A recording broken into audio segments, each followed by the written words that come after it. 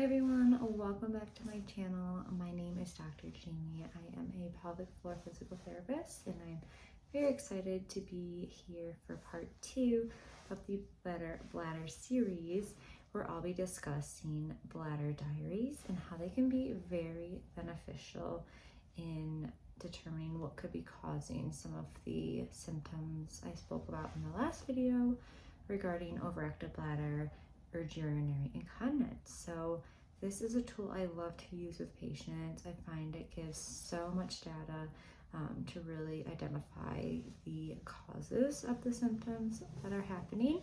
So let's go ahead and dive into what exactly a bladder diary is, and then we'll get into how we can use it.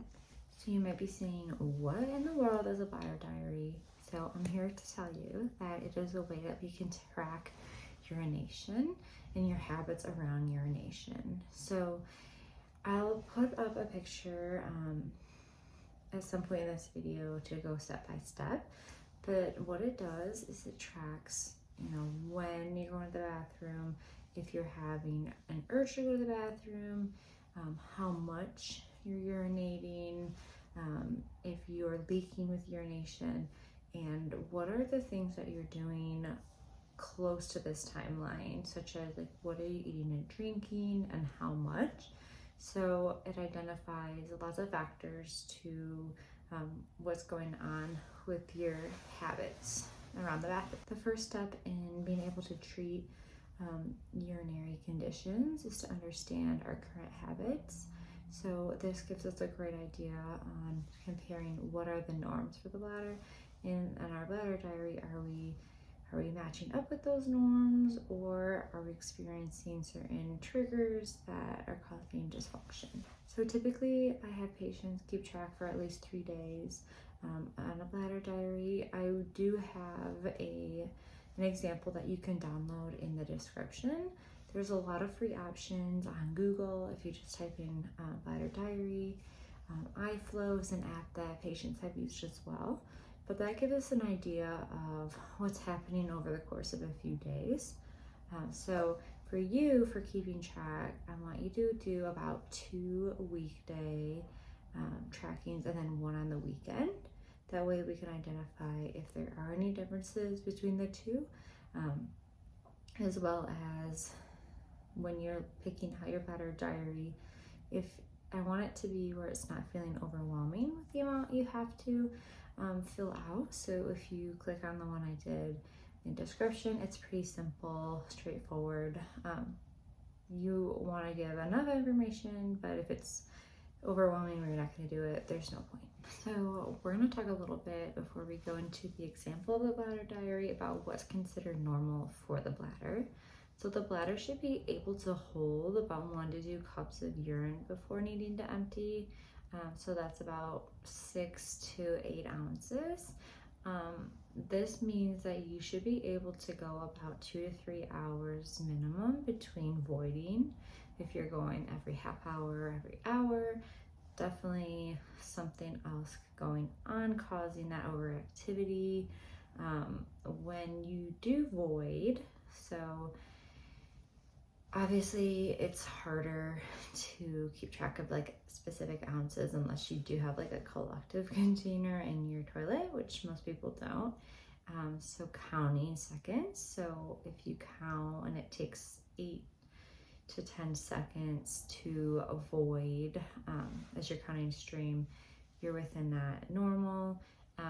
Longer might just mean you definitely had full bladder, but it should not be less than 8 seconds when you're voiding. That can be an indicator that your bladder is not at its capacity for voiding. Keep in mind though, some people it may be longer, like 30 seconds to urinate, but anything less than that 8 seconds is definitely an indicator of urinating before the bladder is truly ready. When it comes to nighttime voiding, depending on age, so under 60, 0 to 1 times voiding at night is considered normal.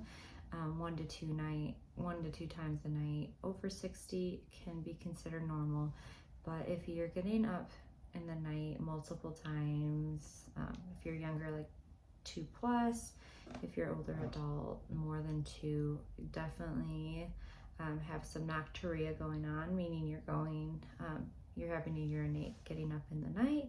So that is another symptom of that overactive bladder. We discussed what is normal in terms of the amount.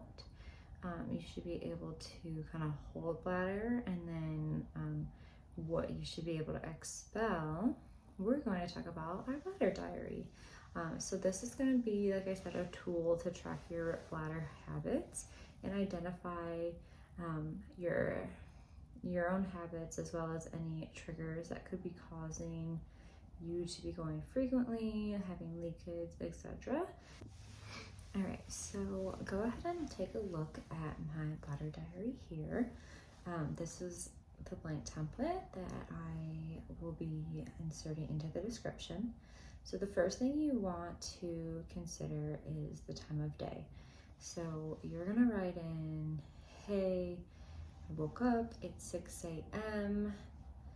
And then in the next column, you're going to put if you've had any liquids at the time.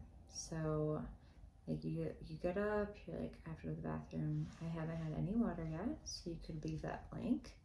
And then for the next column, it's going to say how much did you urinate. So here, unless you have some kind of collection container in your toilet, just put the amount of seconds. Ideally, like I said, think about 8 seconds, 8 Mississippi kind of being a norm, but I want you to be honest with how long. So maybe it's going to be 3 seconds. I urinated for 3 seconds, a few drops. You would write that. The next category is going to be, did you feel the urge to go? So let's say you got up, you went to the bathroom, but you didn't necessarily feel like you had to go. You just figured, hey, I'm up, I should go. On the other hand, could be, all right, it's 10 a.m. I had to go really bad and try to go to the bathroom. That would be the urge. So knowing once you go, like kind of ask yourself, did I feel like I had to go? Like, did my body tell me, or did I just go because I felt like I should try? The next column is going to be leakage. So if you leaked on your way to the bathroom, or as you're pulling your pants down, whatever, I want you to definitely mark this, and you're going to categorize it as small, medium, or large leak.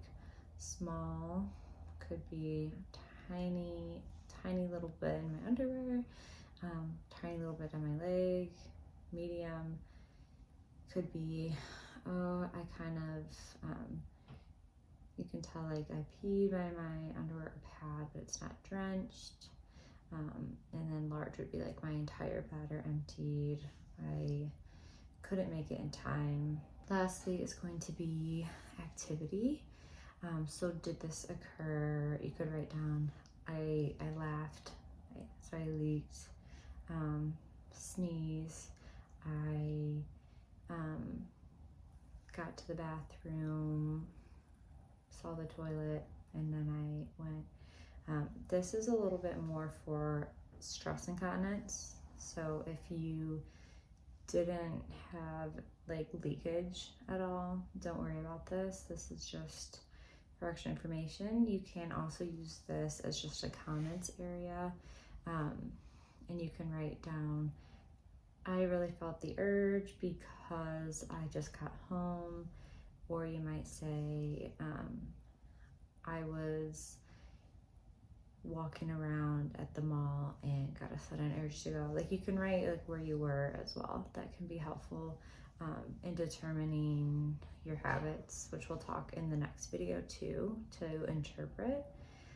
So that is going to be the basis of what to record for the diary. I do want to preface the part of like what you consumed.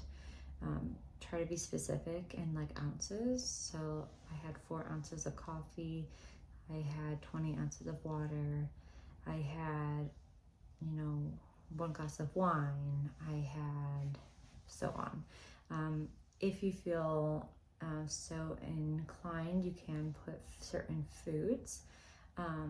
Definitely focus on beverages for now, but we'll talk about what foods can be triggers as well in the next video of the series. So hopefully that all makes sense. So the bladder diaries are pretty self-explanatory, but please, before you watch the next video and how to interpret the results, be sure to record your data for at least 3 days. Once again, if you can do 2 during the week, whether it's like work day, and then 1 on the weekend, so we can identify any patterns there. But other than that, be sure to either find one online or use the one that I have in the description.